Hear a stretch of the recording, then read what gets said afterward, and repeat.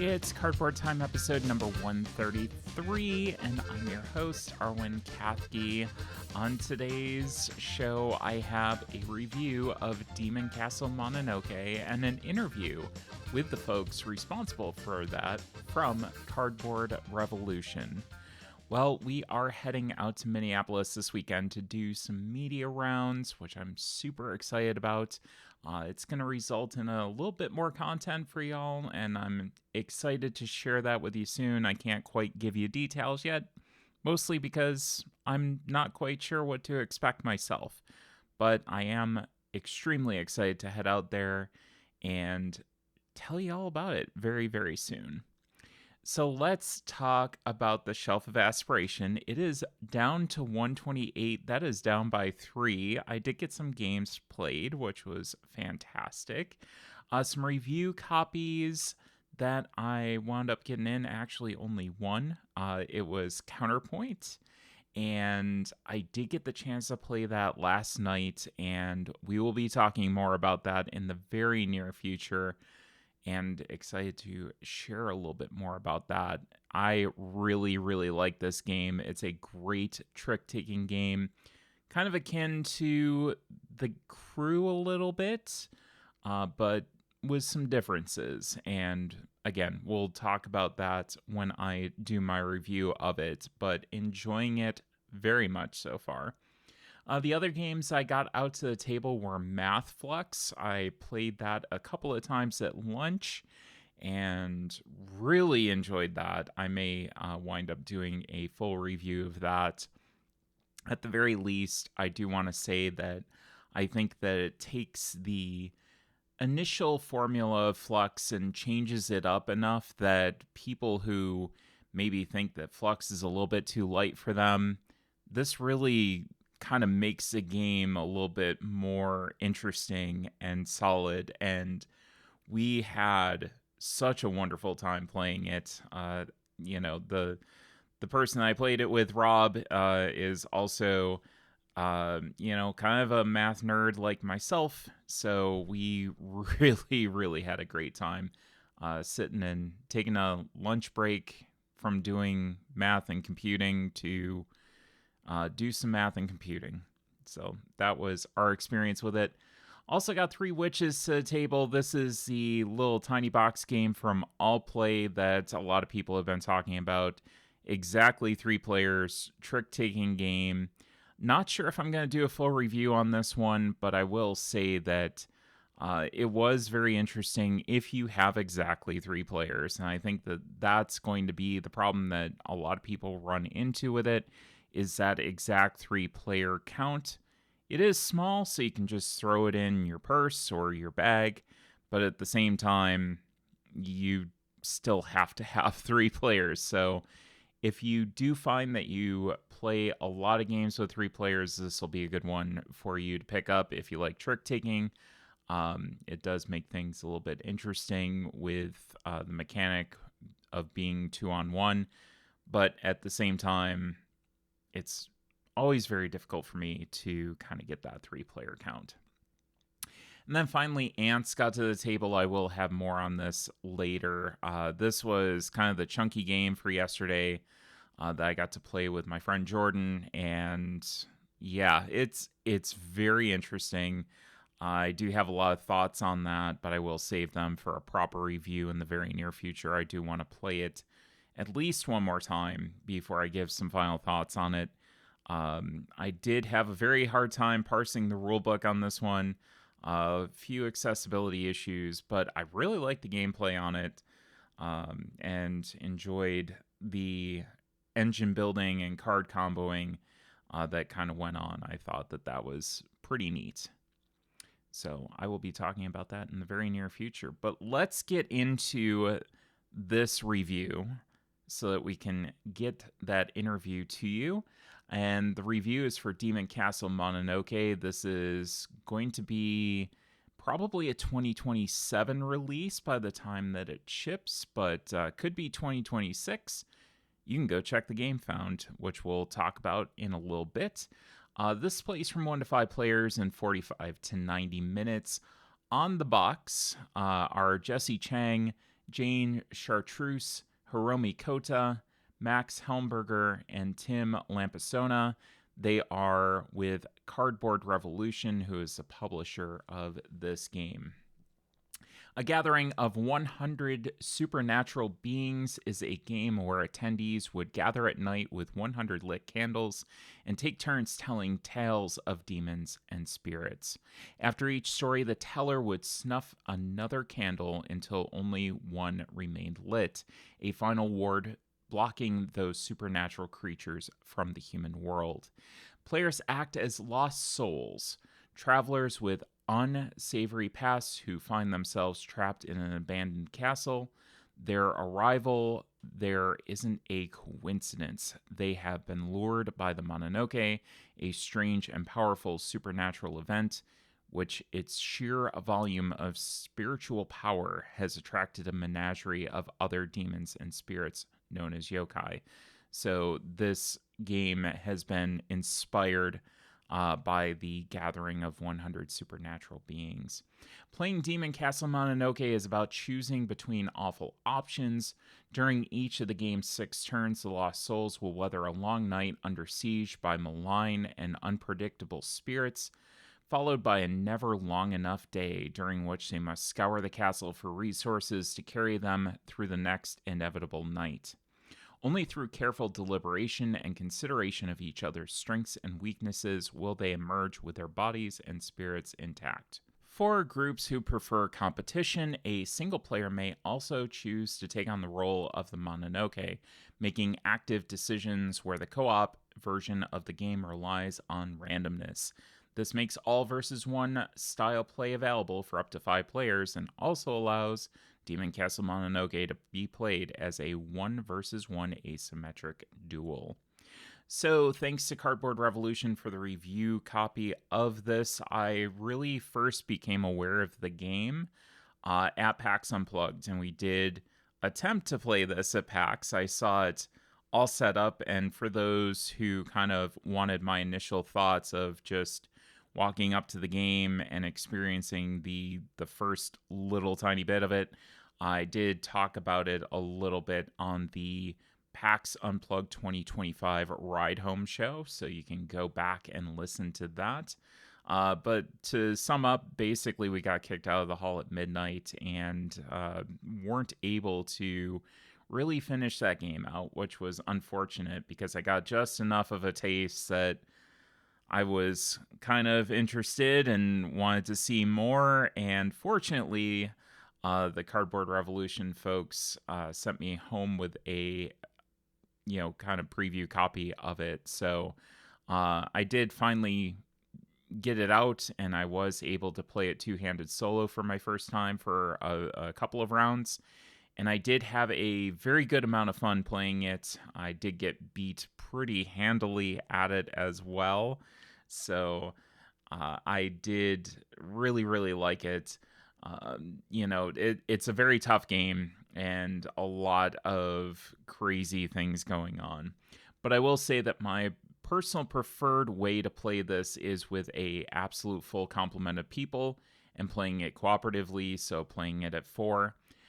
Through the game's focus mechanics, everyone basically decides when to engage and when to disengage with combat to rest and not draw the attention of the yokai, as only those who are actively engaged in combat will suffer the damage that the yokai deal. So you're kind of going in teams, in groups of 1, 3, 2, depending on the situation. You're actively talking about that. And I think that is really the cool thing about this game, is that there's great conversations that you get to have as a team to really understand how to best handle each and every individual situation and really engage everyone in the game. It really is situational. Everyone feels different, and nobody, because of that, is really able to quarterback or sit back and let someone else play the game. You can't rush in and go and engage in all the scenarios. You're going to get your health drained, and you're not going to have enough of these focus tokens, which get kind of tapped once you go in and you engage with the yokai. You need to take that rest and you need to stagger that with your teammates. So I really, really like that about this, and I really love those conversations. In addition, the initial thing that I think is really going to draw players to this game is the absolutely gorgeous pop-up book, in which the pop-up centerpiece of the Mononoke serves as the backdrop of the game that you're about to play. It's kind of looming over the game as you're playing, and it's incredibly visually appealing, and the art in this is absolutely stunning. Some of the pieces are more historical Edo style pieces, which really make a very, very cool backdrop to this. And the fact that you have this big bad that is just staring at you the entire time as you're doing these things in the castle, it really accentuates the experience in a really cool way, and something that I haven't seen done before in a game. And I really, really appreciated it.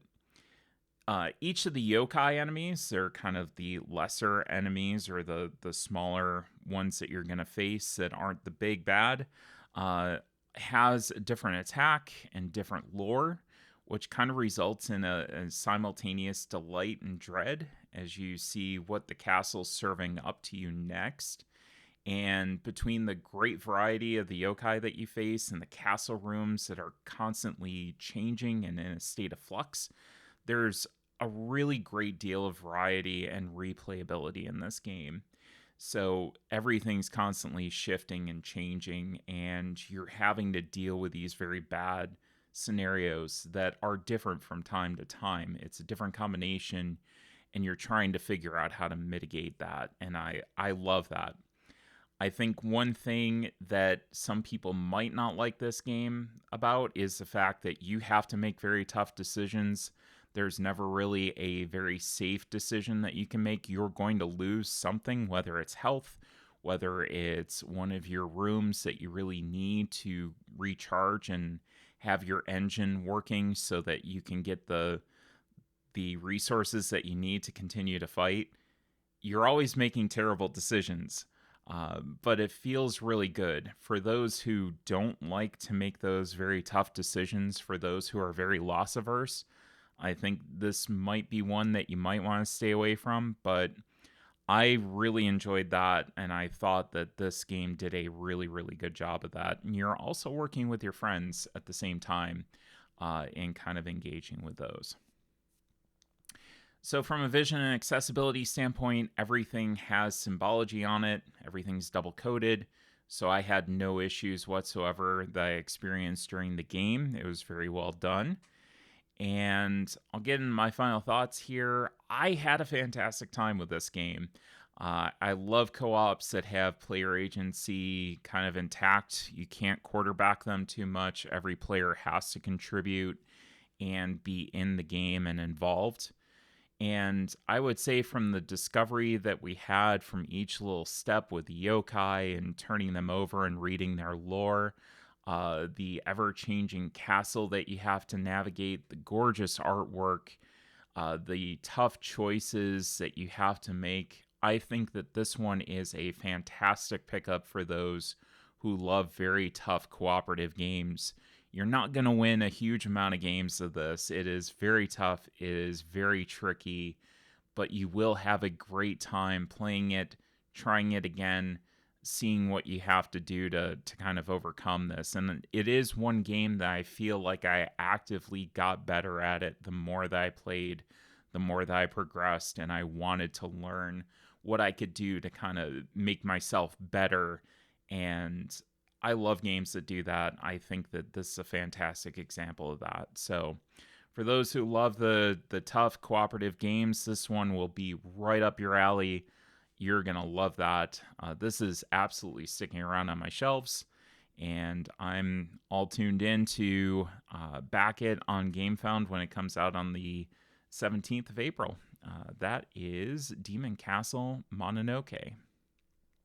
Well, if you want to learn more about the game, you can stick around because I have an interview up next with the folks from Cardboard Revolution. On today's interview segment, I'm chatting with Jane, Tim, and Max from Cardboard Revolution.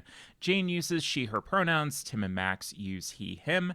And Cardboard Revolution is a 100% worker owned design cooperative who has put out games like Loam, but their latest is Demon Castle Mononoke, which is available to back on GameFound on April 17th. Jane, Tim, and Max, welcome to Cardboard Time. Thank you This for is having us. this is great. Thank you. Thank y'all for being here. And we initially met at PAX Unplugged this year, which was a fantastic time. We got booted out of multiple games of trying to play Demon Castle Mononoke, unfortunately. But PAX decided, you know what, we have to shut gaming down at midnight and not allow anybody to have any fun past then. Yeah, It almost, fascist pact unplugged. yeah, it almost increased the allure of the game, I feel, because we kept trying to play and we were forbidden. It did. And I was like very curious. I see this pop up book in front of me. I see all these cards, see artwork look great. And I'm like, this is forbidden. I can't play it until y'all sent a copy home with me, which was fantastic. So thank y'all for doing that. Can you tell everyone a little bit about how each of you got into the hobby? Yeah, I'd love to. Let me start us off here. Hi, I'm Tim. I have been playing games since I was a little kid, basically. I don't think I got into this is like I think the first really nerdy game that I got into was actually Mage Knight, the collectible miniatures game with the little clicky bases. Mm-hmm. And that kind of opened up a whole new universe for me of games that are not Monopoly.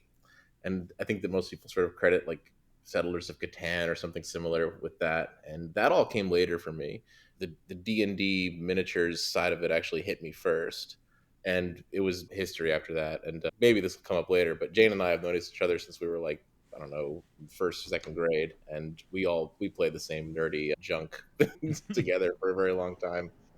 Yeah, it's true. And this is Jane speaking now that Tim and I have been playing games with each other since we were little kids, but we're the kind of kids that, like, during the lunch period in high school, I was bringing in a copy of Risk and having stuff thrown at me as I was setting up and playing the same game of Risk over 3 weeks of lunch period. So it's always been in our DNA, I guess. And personally, I've always looked to games as a way I feel really comfortable socializing. I feel really comfortable meeting new people. It's like the thing I get excited to get out and see my friends about. And yeah, I'm Max. I would say I didn't quite get into board games as young or as avidly as Tim and Jane did. The first introduction of a non-Monopoly board game into my family was Settlers of Catan. I'm Classic. basic like that. And it wasn't even like me who got it, it was my mom. And she was trying to sell me and my dad on playing it. She was like, "It's this German game and it's really popular in certain circles." And my dad was like, "Don't you mean in certain hexagons?" Oh, Dad joke. jeez. But yeah, I wasn't that into things like video games until a horrible, rotten vacation to Arizona where it was like 35 and sleeting the entire time. And after that vacation, my mom got me a Game Boy because she figured if I'd had a Game Boy, I would have not been bored and miserable. But as far as board gaming, I really have to credit Tim and Jane for getting me into it. This topic might pop up later, but like, I am not as well versed in a lot of board games as they are, which does have some interesting implications for design. Yeah, I can actually hop in for a sec. Yeah. Max comes up with such interesting design mechanics. I think genuinely because you're not trying to copy existing games as much as maybe somebody who's been so steeped in board gaming might. I Well, of always think course, of him as kind of like an alien, right? Like he's seeing these concepts for the first time and is like making sense of them. yeah, and of course, I can never know if an idea I've come up with is cool and unique or a worse version of something else. So it takes Tim and Jane to figure that out for me. It's usually the former. Oh, totally. And it defies the traditional conventional logic and basically what every designer is going to tell you of play more games. But it really is interesting that you have this dynamic where you have people on the team that are very steeped in board games, and then other people, like Max, who are coming in with no experience and bringing that fresh perspective in as well. I think that's a really unique and neat dynamic that y'all have. And we have a lot of people in the group who have very different tastes in games. I mentioned that I love these sort of narrative miniatures games with like lots and lots of theatricality and silliness. We have other people who are very deep into sort of highly tactical Euro games or competitive card games, things like that. So getting a lot of different perspectives can help, I think, build designs that are more than the sum of their parts. I do play a lot of Magic as a competitive card game. That's my like I'm much bigger into that than into most board games, as Tim can attest. Max is being modest, utterly destroys me every time we attempt to play. Tim, I think it's really interesting that you started off with Mage Knight. That was a game that it took me years to even get to my table, and then to learn it probably took me a good 3 or 4 months before I was really confident to sit down and play a full game of it. So I give you kudos for being able to parse everything and really figure everything out. But here's the thing. I wasn't playing the board game version. I was playing the prehistoric booster pack version. What is the prehistoric booster pack version of Oh it? my gosh. Before there was a Mage Knight board game, there was just a game where you'd sat at your kitchen table and you'd have like random teams of miniatures and you would just make them fight each other with basically just the combat mechanic. And it was sort of like Wow. an intro level Warhammer type thing because all the stats were on the bases and stuff. And yeah, Jan and I had just a big giant bucket of miniatures and we would just flop them on the table and build teams out of them. We were 10 or 11 years old with the dice and the rulers, like, and our parents were looking at us like we were crazy. But But for a different reason. So, something that I found very fascinating about Cardboard Revolution, and Jane, you might be the one to take this, is the fact that your business model is very much outside the confines of what we traditionally see in gaming. Can you tell us how that came about? yeah, sure. And everyone can speak to this after I give an overview, but we're all very political people, politically engaged, politically conscious, and we decided we wanted to make games together. This all happened over COVID when we had time on our hands and wanting something to occupy ourselves. It was a no-brainer that we were going to set it up as a co-op. And the initial conception was really like, we have a lot of friends that are into this sort of thing that could be interested.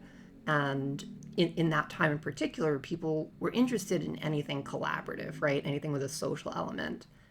And the co op vehicle, as we set it up, was not really for the purpose of making money, which is something different than a lot of games publishers, obviously, right? It was really a creative outlet for us. And the most important thing in having a creative outlet and also then translating it to something that like is somewhat formal, that like you have deadlines and you're trying to make it so you produce a thing and put it out into the world. We wanted to make sure we like preserved people's creative vision and the co-op structure where we're all equals. We have say in how we conduct business, what things we want to do, what things we don't want to do. Really just allows us to do what we want creatively without stepping on each other's toes or without some things that like the justification of business sometimes forces companies to do. Yeah, I will add and maybe provide a bit of context for folks. Like this is Cardboard Revolution is very much a hobby for all of us. Like we all have day jobs. Observing that bit of context. As most people in the board game industry do wind up doing, it's very much a labor of passion and a labor of love. And I think the ability to put that step in there where, like Jane said, everybody's creative vision is being preserved through this, and it's not a function of capital. It's just a function of, hey, we want to put this cool thing out and we need the means to do that. I think that's really special, and I really like that. And it has other additional benefits because it's, yeah, this is a thing that we do because we enjoy it and it's not anyone's primary source of income. But thanks to this structure we can hire artists and voice actors and people who can design the pop-up books from Mononoke, and we're sharing the risk to get these professionals to do this amazing stuff. and we're not, and all those people are getting compensated on both for their labor, but also from the actual proceeds of the game coming into the future throughout the existence of the project. Yeah, and we always say that we don't do this full time, the caveat, but as to the structure of co-ops generally, I think we all like really ideologically believe in them, that like it's just a healthier way to run what could be things like in board games, like a fun creative endeavor, but also like core parts of society, like cooperative grocery stores, cooperative tax agencies, whatever you can imagine. And for us, doing it this way was like also a fun taste of, okay, this is something we ideologically believe in, but like how can we actually do that? And there's definitely learnings that we've had as we've done that, things that were just like we imagined they would be, and things that were challenges and that we got over. But we've been doing it for a really long time at this point, and I think it's settled us in that, like that way of thinking. And thinking too, if we ever happen to be 100% amazingly successful at this, oh my gosh, I would love for this to be my full-time job. Yeah. But also then that like you can extend this kind of philosophy to people that you talk with. And I love talking to people about the fact that we have a co-op, because it's also inspiration for other businesses to be able to run in that way. Yeah, for the record, I'm completely on board with running basically every business as a co-op. I think that would just be better for everyone involved, and the research bears that out. As a, I'm a multifaceted kind of nerd, and one of those ways is that I love just looking at large data sets. I just find that very fun, and the data is pretty clear that cooperatively run businesses tend to be more productive. They tend to be more fairly compensating. Sorry, the workers tend to be more fairly compensated, and decisions are made for the benefit of broader groups than just a C-suite or whatever. So overall, I think it's a great philosophy for running anything. And so many people don't even know that it's an option. They're just so used to, we need to run this as a business, we need to run this as a whatever structure, an LLC, a corporation. And to have the visibility that there is a different option and it's more beneficial to run things that way, I think is really cool for people to see and think a little bit differently than the traditional business structure of board gaming. And if you're really interested in one of the other potential benefits is you can put out an idea that I think you might get forced to get it retooled by a traditional publisher. Whereas we run everything, we decide what we want to put out. There's no third party telling us, hey, that's a little too different. You can't put that out. So now we're just going to do it. Yeah, and I think that makes us very similar to a lot of other folks in the scene who are doing self-pub, and where I think it made a difference from having one or two people in an LLC is really that we have a wider group of people involved. That I think we have 9 full members at this point in time, Mhm. and at that scale, even though that's not large at all, it enables us to keep like a collective understanding of who's doing what and make sure everyone's voice is heard in that process. So if you have those 9 people and you have to make a decision and you need to come to this consensus and you just can't collectively unanimously come to a consensus, how do you handle that without your traditional hierarchy? We fight to the death, obviously. Oh, yeah, that's the simplest way. I think that the boring answer to this, which is the very good answer and the one that we have to say first, is that we vote on things. We run ourselves democratically. So when we have a critical decision and we can't get consensus on, that's a vote, no questions asked. But I think about this a lot, that out of decisions that we voted on, one, we've only done that a handful of times in practice in 5 years of running this co-op. And two, they're my least favorite decisions too that we've made as a group, because like you mentioned is like a conflict resolution mechanism. And there's so many ways to not get to that conflict point that I think we execute really nicely. One of those is that I mentioned like preserving everyone's creative control in our projects. So as a business, when we're talking about like how we allocate funds, what we put our earnings towards, we structure the whole revenue of projects that we have and how we take that money in that some is always going to the co-op, which is like completely 100% democratically governed, and that is devoted to future projects. But then people get involved in different projects to different degrees. So if someone is like the progenitor, the creative lead, doing a lot of labor on a specific project, they have an elevated status to decide what happens in that project. With Loam, for instance, Loam was completely Max's creation from the outset. Tim and I both had contributions to Loam, and Max gave us credit for that. But that relationship of, oh, hey, you've done a lot in this game, I'm going to continue to include you in that semi elevated status of you're a big contributor, but I'm still the final decision maker, heads off a lot of potential conflicts in that area. And those kind of conversations about who's at what status on a particular project, I think just have been so easy to make that it's never really like a point of ambiguity. Yeah, you always know who came up with the game.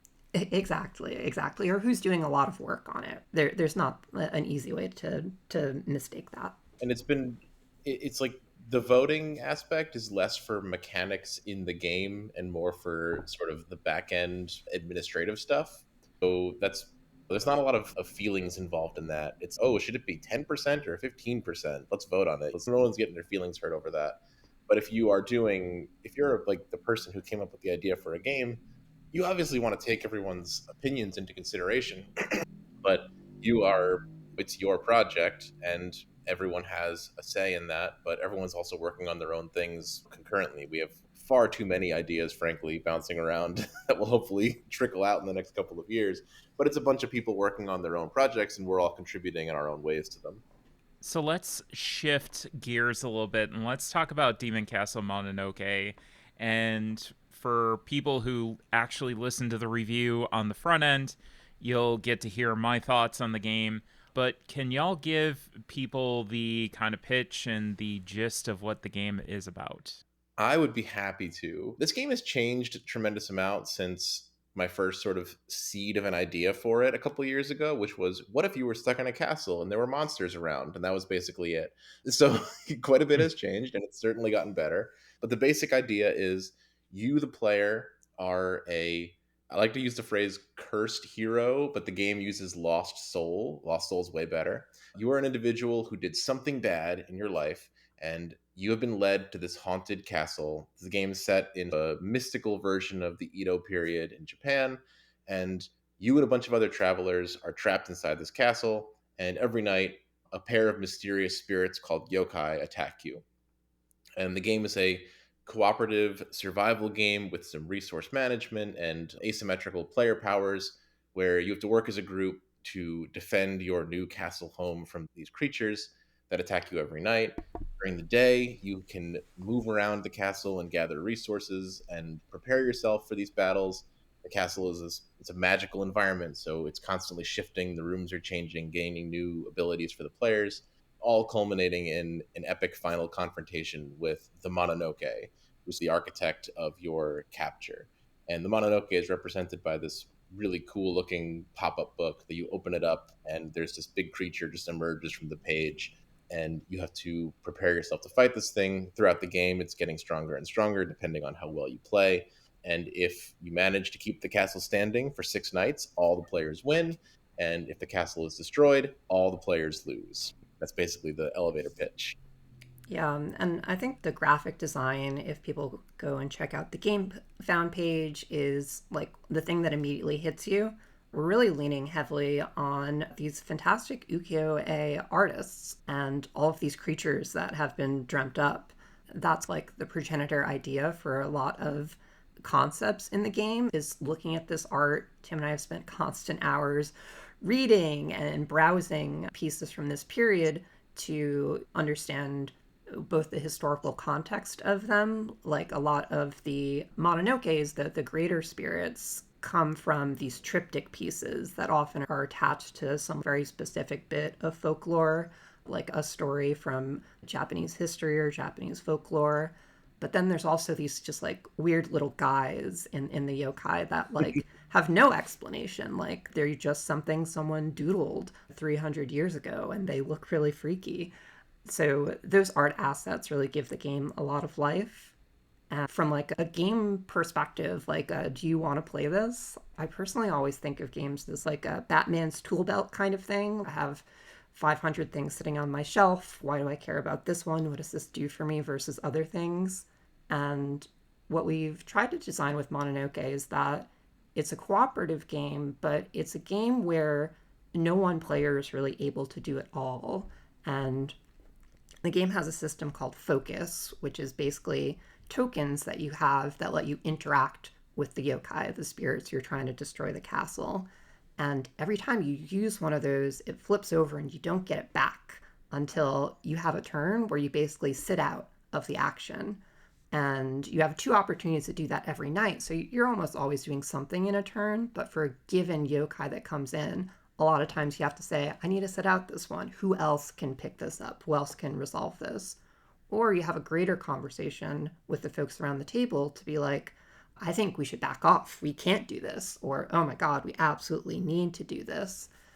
Which I think is the real bit of magic that we've created around the game. That sometimes co op games are easy to quarterback. Everyone wants to know how you solve that problem from a game design perspective. A lot of co op games are also really easy to solve. I don't think Mononoke has either of those problems, and it does a good job of keeping people engaged.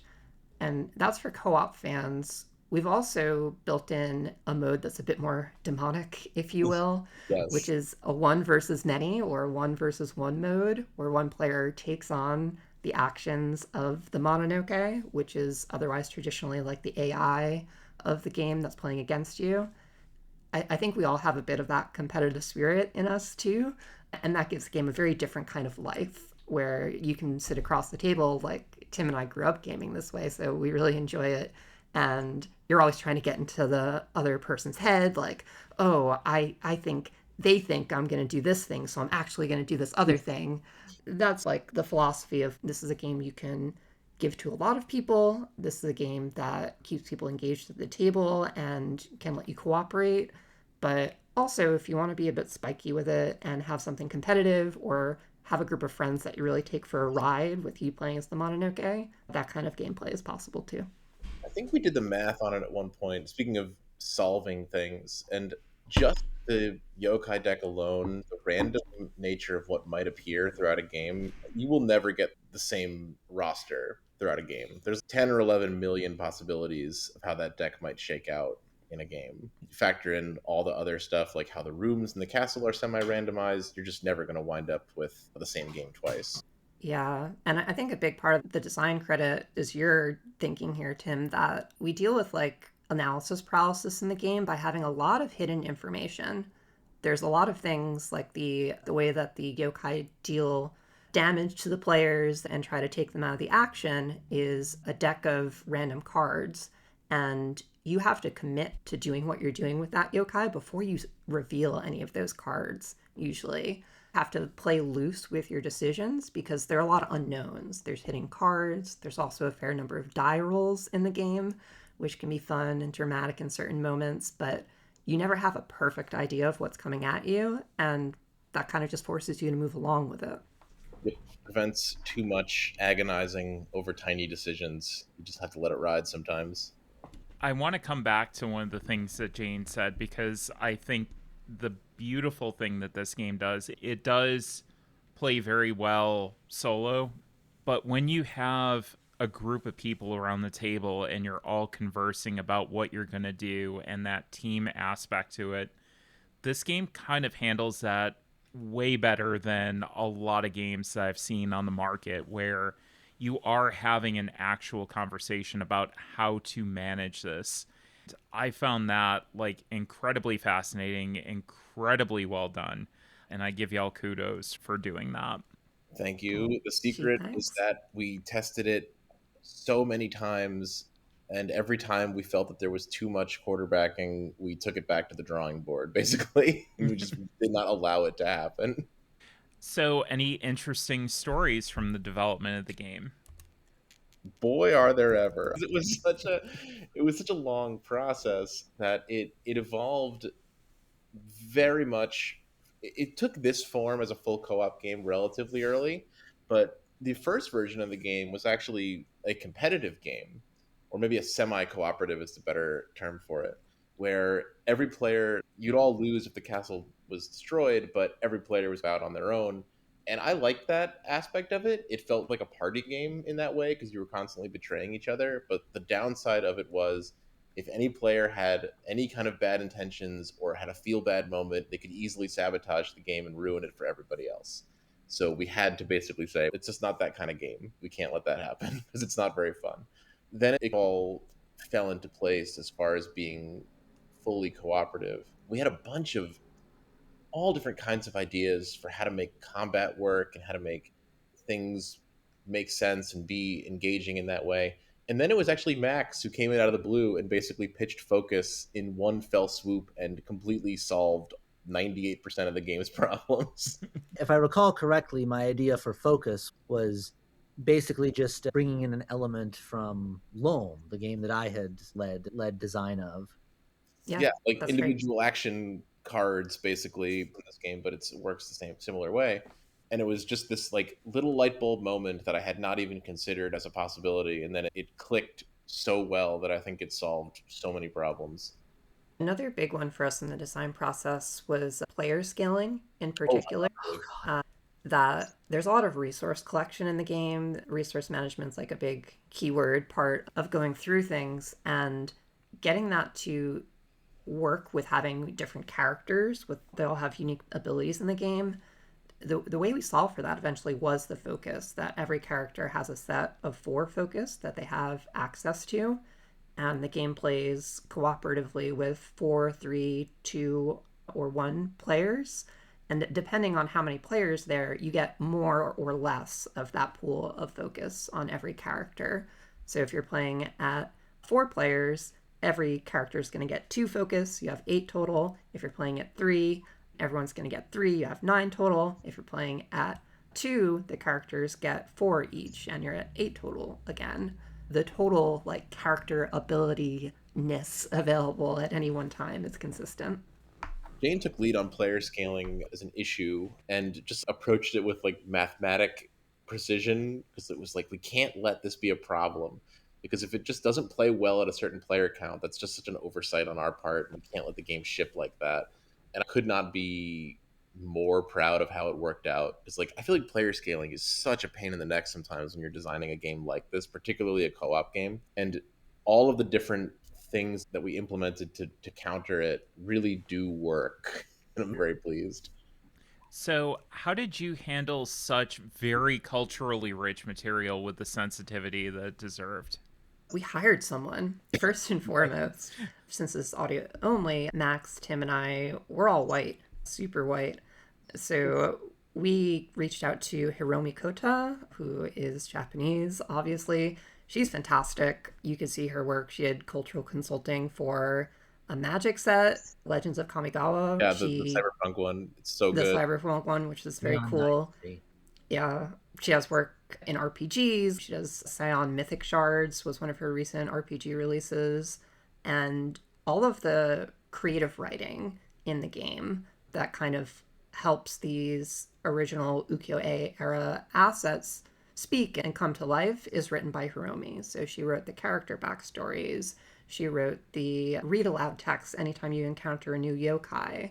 So that's like authentic and culturally sensitive by nature of coming from her. And then in terms of the rest of the mechanics, where the game is, like Tim alluded to, playing out of time. This is very folklore based. A lot of these little guys don't have proper history about them. And we're also mashing things together. Like, this doesn't take place in a particular year. There's no historical characters who are actors in the game. But what Hiromi helped us do is just, as we were assigning concepts from that space to the game mechanics, she helped us prevent getting into anything that would be untoward or not respectful to any of that culture. Or even just if there was a mechanical mismatch with the sort of the existing lore of a yokai, she'd let us know. and we could make the mechanics fit better. So it was an incredibly beneficial relationship throughout. On the much more joyful end. Speaking of the little guys with no backstory, there was a tremendous amount of these, as artists in the Edo period just loved drawing little guys, little yokai that didn't really have established mythologies behind them. So we just let Hiromi have fun and come up with cool little things to read about them, which was great. Yeah, I think that's one of the great little things about the game is just discovery. And the fact that you have so many of the yokais included. First of all, no game is really going to feel the same twice with the diversity of elements that you've put into it between the rooms in the castle when they show up, the yokai. I think that there's so much to explore and do. One of our big things was going in and looking at just the cards that would flip and reading the backstories and seeing what came up was this really cool process of shared discovery that we had with the game. It warms our heart to Yeah, hear. You don't even that makes know. me so happy. Because it's the exact kind of thing you want. It's like you're experiencing these mysterious apparitions, and it both as the human playing the game and also as the character, and you just don't know what they're capable of, and you get this amazing piece of art, and then you read this little story that gives you a bit of understanding about what they want and their motives, or even just like their method of attack typically, and then you see the mechanics underneath that hopefully are bolstered by the lore.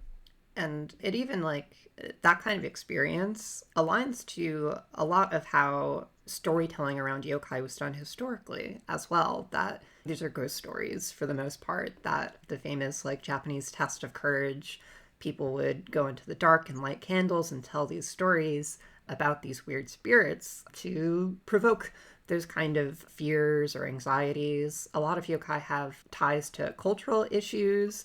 One of my favorites is like a turtle spirit that at the time it was really popular to eat soft-shelled turtles.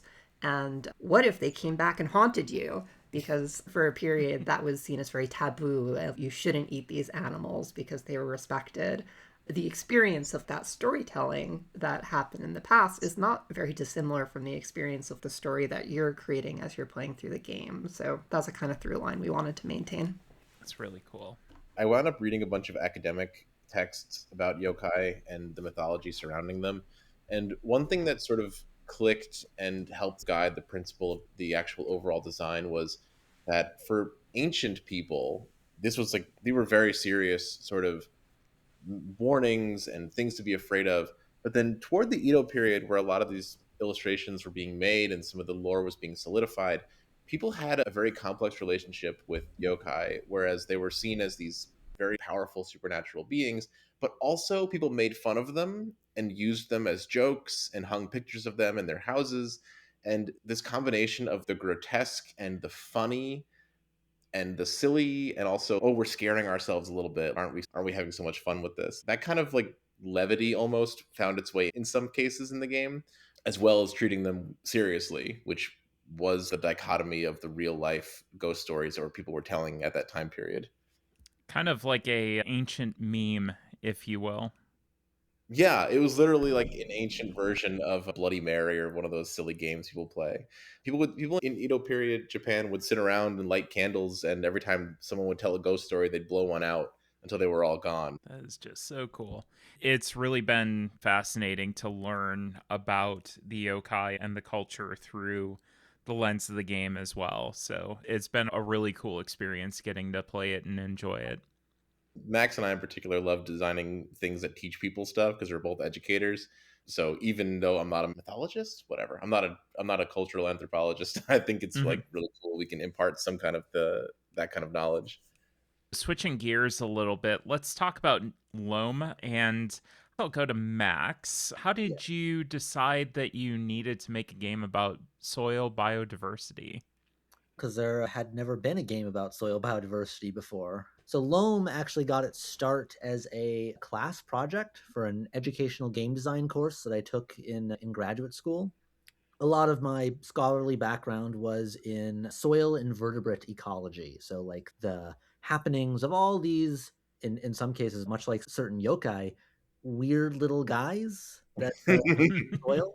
Weird little guys is a little inaccurate. A lot of the species, or some of the species, are parthenogenic, meaning that they're all female and give birth to clones of themselves. But the sentiment still holds. So Little guys is a non-binary term. We all That's know true. this. Yes.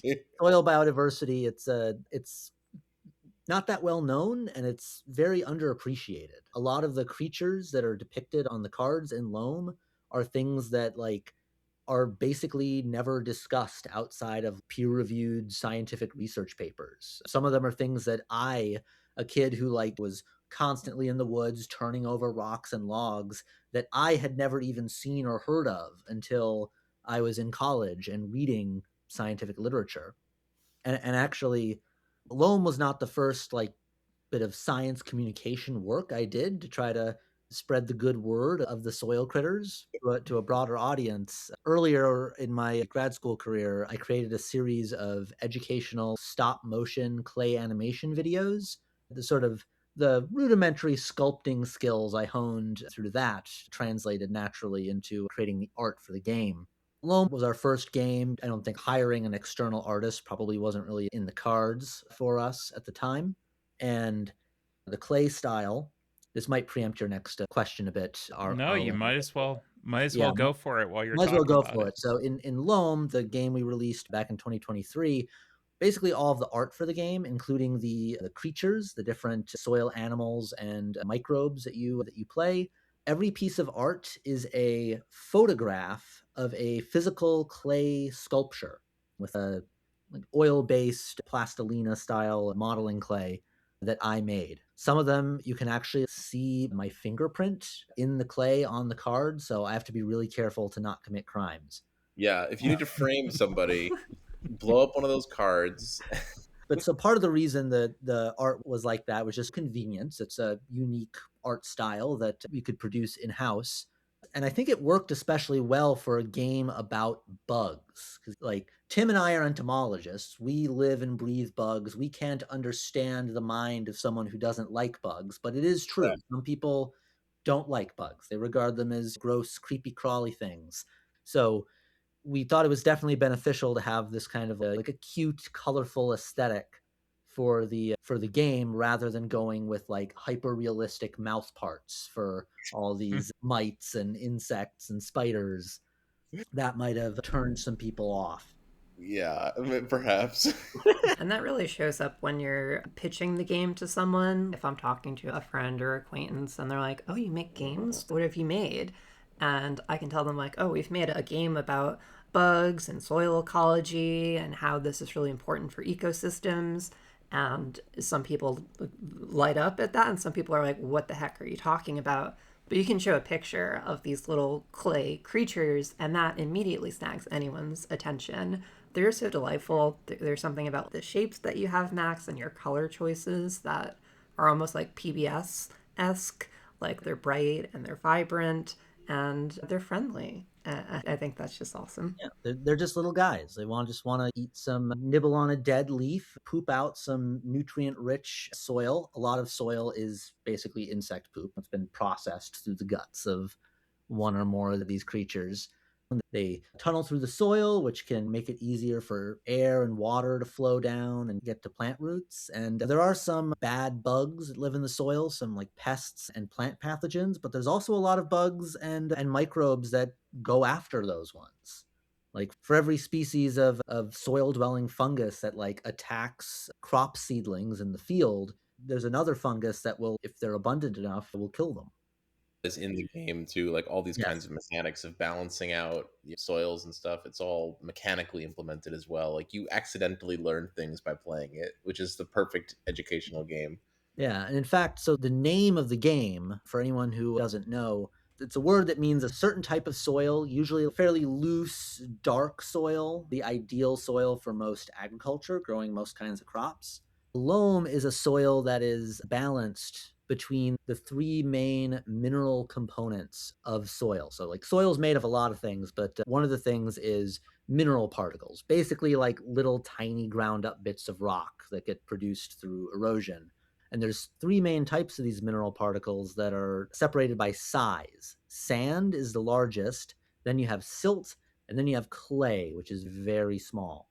And so A loam is a soil that's roughly balanced between those three types of soil particle. Not like a perfect like 33% of each. That would actually give you something called a clay loam.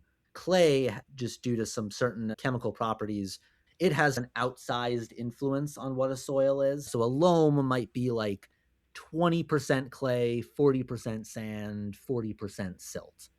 So yeah, that's where the name of the game comes from. Although, fun fact, the playtest name of the game was a pun on a Magic card name. Yeah, the original name that I came up with for the class project was Life for the Loam. The play on Life from the Loam, the classic dredge card in Magic. And coming back to the artwork a little bit, one of the conversations I had today was basically, what are you going to do tonight? And I said, oh, I'm going to interview the Cardboard Revolution folks. I said, they've done Demon Castle Mononoke. And is that the pop up book that you keep talking about? Yes. The other thing was, yes, and they also did a game called Loam. And they were like, why does that sound familiar? And I said, it's got the claymation artwork, it's about soil biodiversity. And they're like, that's why I've heard of it. So it's very memorable. It sticks out with people. As soon as people see it, they know they've seen it. And I think it makes it really interesting. And Max, you brought up a really good point as well, that it's those insects who normally, if you saw a picture of them, you might be frightened by them. You get to see a different side of, hey, these are good for us. It's good to keep the earth working and make soil. And I think that's one way to maybe bring some people in who definitely wouldn't into that otherwise. Although I will say, I won't claim that claymation is the only way to make these soil critters charismatic. I'll shout out the work of Dr. Frank Ashwood. He's a soil ecologist that I know who does incredible macro photography work of these organisms. His camera must cost more than some cars, considering that he can get such detailed pictures of critters that are just like a couple millimeters long at most. But yeah, he really shows their beauty in a great way. So we've talked about the past, we've talked about the present. Let's talk about the future. What else are y'all working on right now? Oh my goodness, too many things. Not in a bad way. I'm always somebody who has 38 different ideas percolating, and the amount of time I spend on each of them varies tremendously based on my whims at the moment. But I think the game that I'm on right now that's the closest to like being playable is back to my roots. It's a miniatures game. It's called Sunrise City Smackdown, and it's a what if in the future the arena of a pro wrestling match was an entire city and the combatants were giant mechs and huge alien monsters.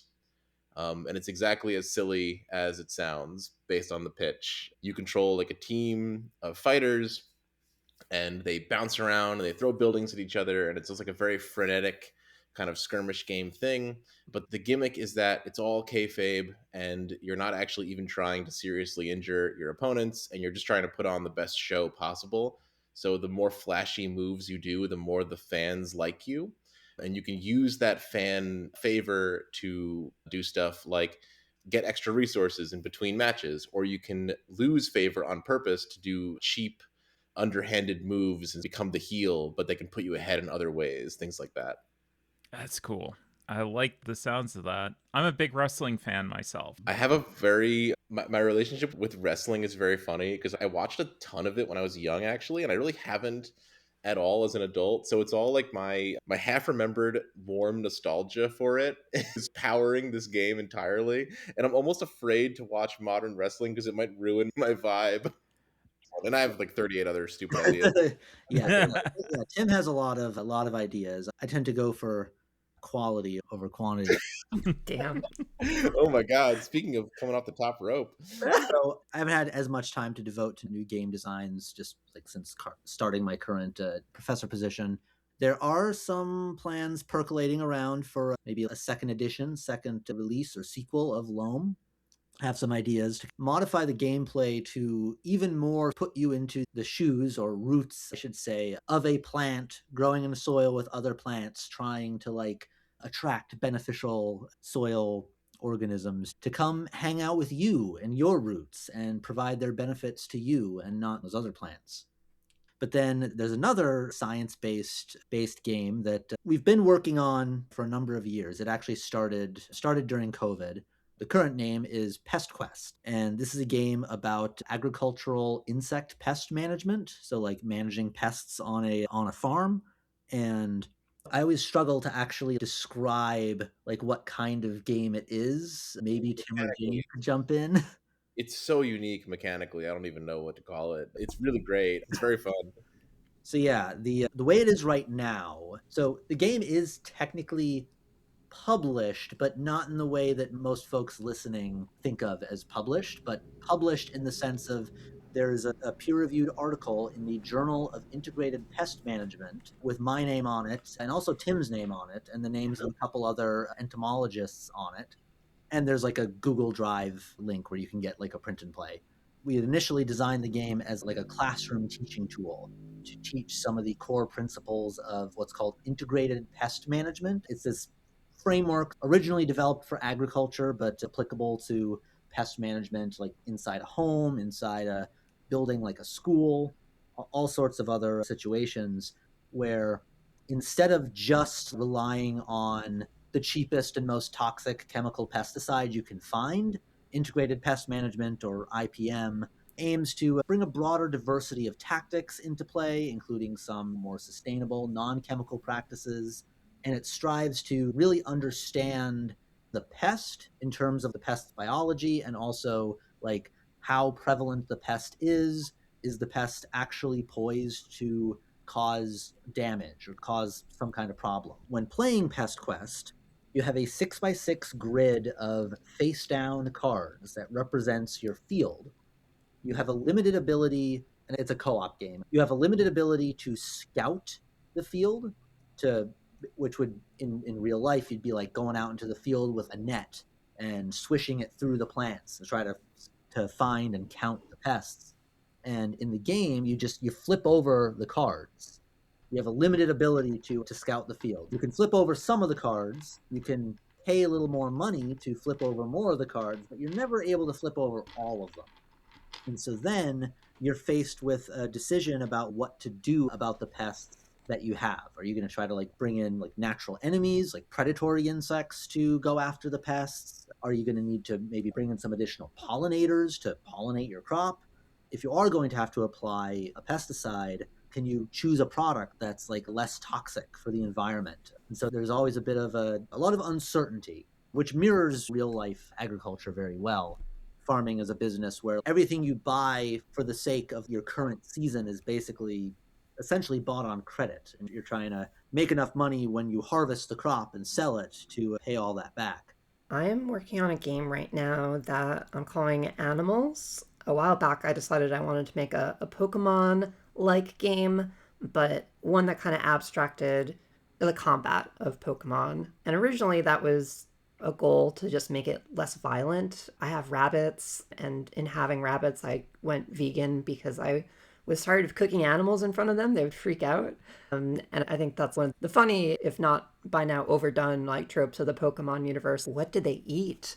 Like, are they torturing the Oddish? Can you even be vegan in the Pokemon universe? But the mechanic I went for there was it's a tile laying game, which is totally dissimilar from Tetris. Not at all like the very lawsuit friendly game Tetris, but may evoke a very slight resemblance. And that's playing with like the different kind of elements in tile laying. That if you have like a forest tile, you can lay like a fire tile on top of that, and you can lay a water tile on top of a fire tile, etc. And I have a couple of ideas about it that I kind of want to stick to making it a political type of game, but in the big 226, the politics that I think really matter to me right now are anti-AI politics. And it's eventually going to be a game about taking on data centers in less than legal means, probably, with the theme of as we all try to reject the destruction of our planet for these completely superfluous speculative gains for capital, there's physical and natural means to that, and we can take stock of the natural world and our proximity to it in resisting those sort of things. So that's what I'm working on next. Jane, do you have any photos of the incredibly cool prototype anywhere? You should definitely have some because the prototype is so cool. Yeah, Tim's been 3D printing for a couple years now, and I finally got so impressed with what he was doing on a really cheap rig that I picked up my own. And it's a game that I'm considering if one can produce that entirely self produced without putting it to a proper printer using 3D printers. I'll definitely post some pictures of online. I don't think there are any right now. Yeah, it looks really cool, including all the janky artwork I did of the cards. Just like my bad watercolor illustrations. He's modest. He draws for the anatomy of animals and insects, so they have a particular really nice charm and are also anatomically accurate. They're very cool. One question that I always ask my guest is, what does inclusion mean to you all and why is it important? And we'll go ahead and start with Jane. Sure. I'll borrow some phrasing that I've heard you use, or one that I really like. As a member of the community, which like makes me think of the mafia. We are, That's right. in a way. Absolutely. I have always found solace personally in gaming, and since we met at PAX, I was thinking of PAX coming into this interview. I was at the first PAX in 2017, and I remember going and being like, yep, this is like a game convention. But the last couple of years I've been at PAX, any year after COVID, really, this is the queers convention, right? Yep. This is awesome. Yep. There's so many more women in the hobby. There's so many more people who are not white in the hobby, and there's so many people creating in the hobby from those diverse backgrounds. That what I really enjoy about gaming is just being able to see queer art in a form that I really appreciate. Those are the kind of designs that I follow, and I hope that I can put out stuff that other people in that community appreciate too. Max, how about you? Yeah, I always think gaming is a space that should be able to welcome everyone. It's great to have a broader diversity of backgrounds, cultures, perspectives being brought into the gaming sphere because that just produces more fodder for new, cool kinds of games instead of just the same six quote unquote worker placement games where you're expected to not ask too many questions about whether the workers are getting paid or how they came to be employed in this way. Yeah, valid point. That is valid. Tim, I'm how gonna, about I'm you? gonna I have to get a little academic about it in that I gave a talk about educational gaming actually recently. And one thing that I did when I was preparing for it was I was thinking about humans' relationship with games in general. And humans are one of the few animals that play games throughout adulthood. It's an interesting part of our social biology. And it's like a very universal experience that human beings enjoy playing games, and the idea that people might be shut out from that fundamental experience is like genuinely unfair, cruel, right? Because this is like a part of our biology. It's part of what makes us people, like Mm-hmm. the urge to play games with each other and to experience like a safe space for competition and role play and whatever else. So to me, it's this is like increasing diversity and inclusion in the gaming space is like fulfilling like a genuinely important part of what it means to be a person. And maybe I'm getting a little too poetic with that, but I genuinely believe it. So Yeah. So, any other hobbies outside of board gaming? like everything, too many for me. I can't help it. I like painting. I'm currently looking at a big tray of little guys that I'm painting right now.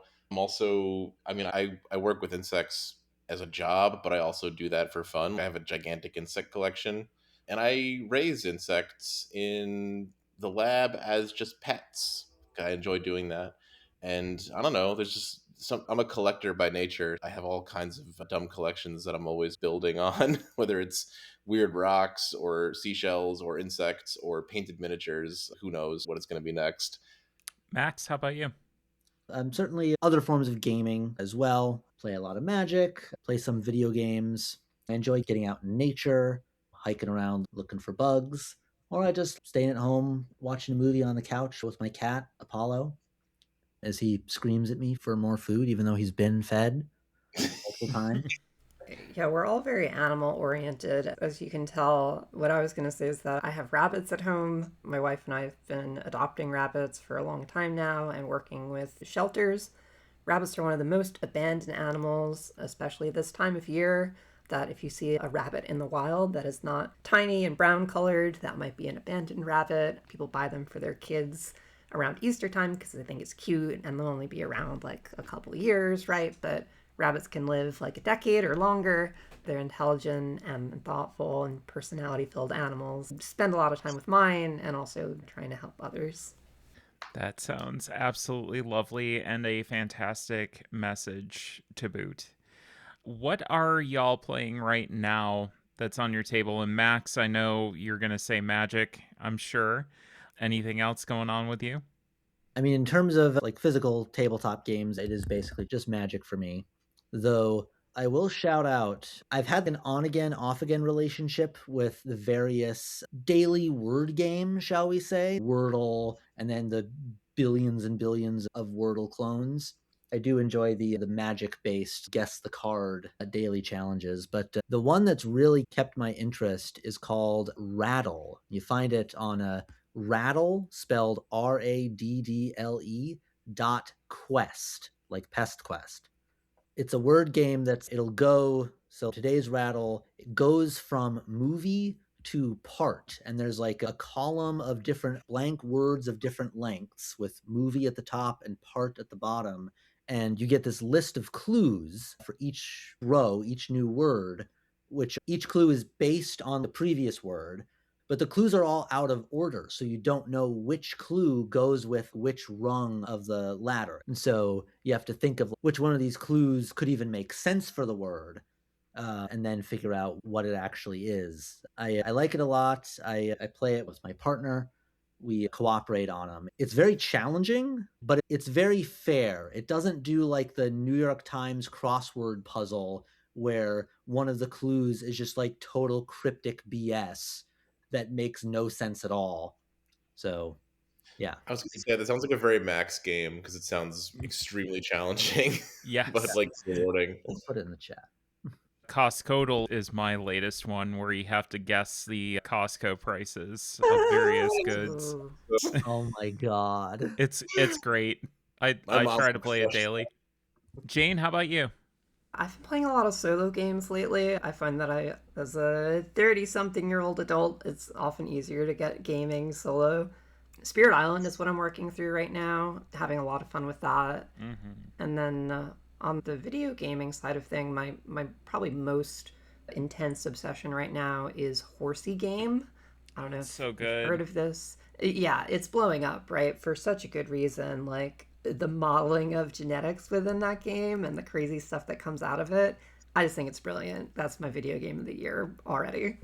It's absolutely ridiculous. It's just so creative. It's so sandboxy. It really lends itself to letting you do whatever you want to do. Tim, how about you? So I've recently become obsessed with this weird little skirmish game called A Clash of Rifles, spelled RHYFLES, by I think Zombie Smith Games or War Games Atlantic, but it's a like an alternate reality pseudo World War One setting where all the combatants are like little aardvark guys. And I don't really know how else to describe it, but it's incredibly charming. It's super weird, and the rules have all these fun little mechanics where you have a certain number of points called pluck, and you can negotiate with your opponent to allow you to spend a certain amount of pluck to allow a crazy thing to happen. I'm gonna throw this grenade and I'm gonna knock this tree over and it's gonna hit your tank.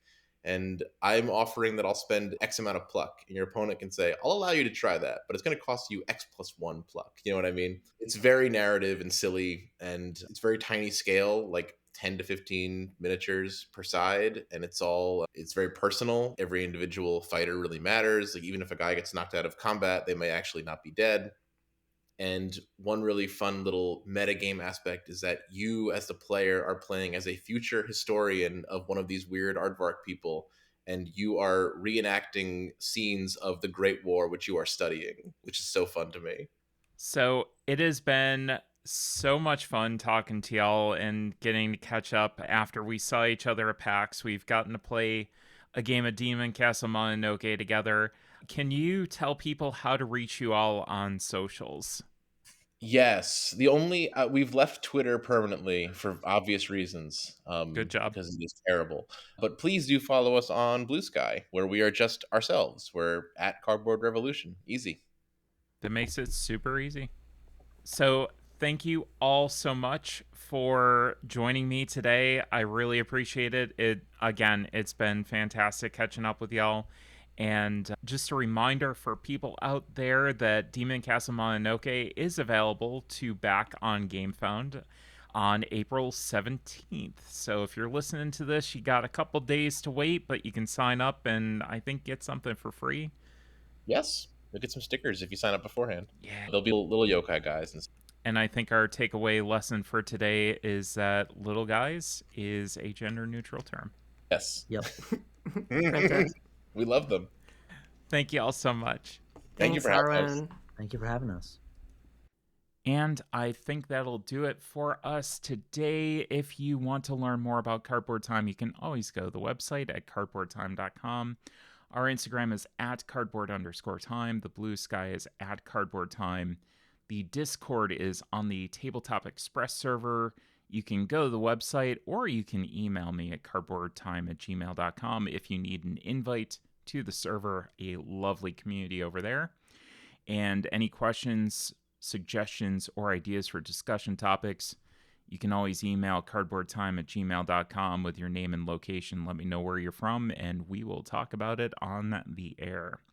For the LGBTQ plus community, things are tough right now, but the world is 100% better with you in it. And as always, thanks again for listening, and we'll see you around the table in 2 weeks for another episode of Cardboard Time.